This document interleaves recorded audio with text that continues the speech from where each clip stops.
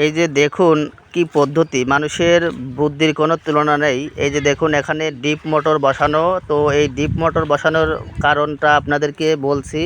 তো এই deep motor থেকে কিন্তু জল এখানে পড়ে। এই জল থেকে কিন্তু দেখেন এই যে বাড়ির সাথেই সুন্দর একটা ধান চাষের জমি আছে।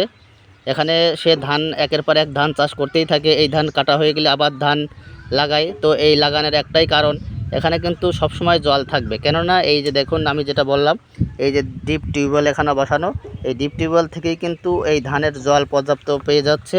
এবং বৃষ্টির জন্য বা অন্যান্য জলের জন্য এই ধান ক্ষেতের কিন্তু অপেক্ষা করা লাগে না। তো এই কারণে এই ধান সবসময়ই চাষ করা যায়।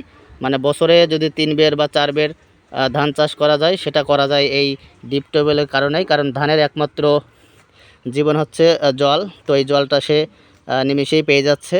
তো দেখুন আর কি, তো ধানটাও অনেক ভালো হয়েছে আর কি। তো গাছগুলো বেশ বেশ বড় বড় হয়ে গেছে। তো বন্ধুরা, ধন্যবাদ।